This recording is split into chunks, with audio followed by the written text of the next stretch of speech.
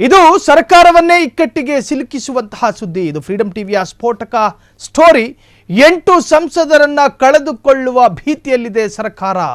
ಸಂಸದರು ಕೈ ಜಾರಿದ್ರೆ ಸರ್ಕಾರಕ್ಕೆ ಸಂಕಷ್ಟ, ಕಟ್ಟಿಟ್ಟ ಬುತ್ತಿ.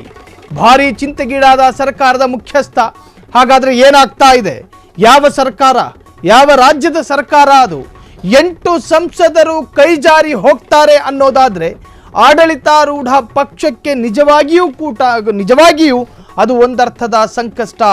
ಸಂಸದರು ಕೈ ಜಾರಿದ್ರೆ ಸರ್ಕಾರಕ್ಕೆ ಭಾರಿ ಸಂಕಷ್ಟಗಳಾಗ್ತವೆ. ಭಾರಿ ಚಿಂತೆಗೀಡಾದಂತಹ ಸರ್ಕಾರದ ಮುಖ್ಯಸ್ಥ. ಹಾಗಾದ್ರೆ ಯಾವ ರಾಜ್ಯದ ಸರ್ಕಾರ ಇದು?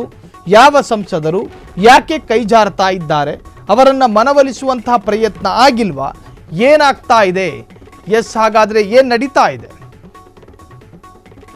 ಇದು ಕೇಂದ್ರದ ನಡೆಗೆ ತಮಿಳುನಾಡಿನಲ್ಲಿ ತಲ್ಲಣ ಸೃಷ್ಟಿಯಾಗಿದೆ.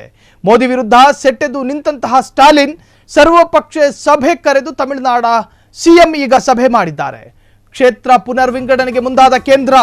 ತಮಿಳುನಾಡಿನಲ್ಲಿ ಎಂಪಿ ಕ್ಷೇತ್ರಗಳ ಪುನರ್ವಿಂಗಡಣೆ ಕೇಂದ್ರದ ನಡೆಗೆ ಸ್ಟಾಲಿನ್ ಸರ್ಕಾರ ಗರಂ ಆಗಿದೆ.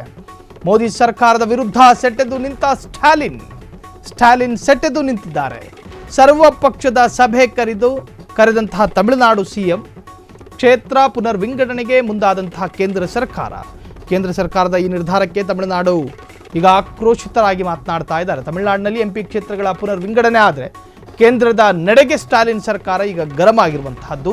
ಹಾಗಾದರೆ ಏನಾಗ್ತಾ ಇದೆ? ಕೇಂದ್ರದ ನಡೆಗೆ ತಮಿಳುನಾಡಿನಲ್ಲಿ ತಲ್ಲಣ. ಇದು ಮೋದಿ ವಿರುದ್ಧ ಸೆಟೆದು ನಿಂತಹ ಸ್ಟಾಲಿನ್ ಸರ್ಕಾರ ಈಗ ಮೋದಿಯ ಈ ನಡೆಗೆ ಈಗ ಭಾರಿ ಆಕ್ರೋಶವನ್ನು ವ್ಯಕ್ತಪಡಿಸ್ತಾ ಇದ್ದಾರೆ. ಕೇಂದ್ರ ಲೋಕಸಭಾ ಕ್ಷೇತ್ರದ ಪುನರ್ವಿಂಗಡಣೆಗೆ ಮುಂದಾಗುವಂತಹ ನಿರ್ಧಾರವನ್ನು ಮಾಡಿದೆ. ಹಾಗಾಗಿ ಈಗ ಸ್ಟಾಲಿನ್ ಸರ್ಕಾರ ಮುಂದಾಗಿದೆ. ಲೋಕಸಭಾ ಕ್ಷೇತ್ರಗಳ ಪುನರ್ವಿಂಗಡಣೆಗೆ ಸ್ಟಾಲಿನ್ ವಿರೋಧ.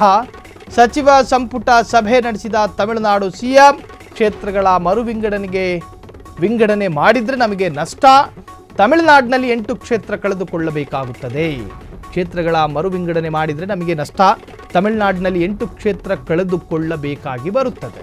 ಉದಾಹರಣೆಗೆ ತಮಿಳುನಾಡಿನಲ್ಲಿ ಒಂದು 20ರಿಂದ 25 ಲೋಕಸಭಾ ಸ್ಥಾನಗಳಿದ್ರೆ ಮತ್ತೆ ಲೋಕಸಭಾ ಕ್ಷೇತ್ರದ ಪುನರ್ವಿಂಗಡಣೆ ಆದರೆ ಒಟ್ಟು ಇರುವ ಸಂಸದರ ಕ್ಷೇತ್ರಗಳನ್ನು ಕಳೆದುಕೊಳ್ಳುತ್ತೆ ತಮಿಳುನಾಡು. ಲೋಕಸಭಾ ಕ್ಷೇತ್ರಗಳ ಪುನರ್ವಿಂಗಡಣೆಗೆ ಸ್ಟಾಲಿನ್ ವಿರೋಧವನ್ನು ವ್ಯಕ್ತಪಡಿಸ್ತಾ ಇದ್ದಾರೆ. ಸಚಿವ ಸಂಪುಟ ಸಭೆ ನಡೆಸಿದಂತಹ ತಮಿಳುನಾಡು ಸಿಎಂ ಈಗ ಕಳವಳ ವ್ಯಕ್ತಪಡಿಸಿದ್ದಾರೆ. ಕೇಂದ್ರ ಈ ತರಹದೊಂದು ನಿರ್ಧಾರ ಮಾಡಿದ್ರೆ ನಾವು ಏನು ಮಾಡೋಣ, ನಾವು ಎಲ್ಲಿಗೆ ಹೋಗೋಣ? 8 ಲೋಕಸಭಾ ಕ್ಷೇತ್ರದ ಪುನರ್ವಿಂಗಡಣೆ ಆಗೋದೇ ಆದರೆ 8 ಸಂಸದರನ್ನು ಕಳೆದುಕೊಳ್ಳಬೇಕಾಗಿ ಬರುತ್ತೆ. ಹಾಗಾಗಿ ತಮಿಳುನಾಡು ಸರ್ಕಾರಕ್ಕೂ ಕೂಡ ಇದು ನಷ್ಟ. ತಮಿಳುನಾಡು ಸರ್ಕಾರಕ್ಕೆ ರಾಜಕೀಯವಾದಂಥ ನಷ್ಟ. ಈ ಎಲ್ಲ ಅಂಶಗಳನ್ನು ಗಮನದಲ್ಲಿಟ್ಟುಕೊಂಡು ಸ್ಟಾಲಿನ್ ಈಗ ಮೋದಿ ಸರ್ಕಾರದ ವಿರುದ್ಧ ಮತ್ತು ಮೋದಿಯ ಈ ನಿರ್ಧಾರದ ವಿರುದ್ಧ ಆಕ್ರೋಶವನ್ನು ವ್ಯಕ್ತಪಡಿಸ್ತಾ ಇದ್ದಾರೆ.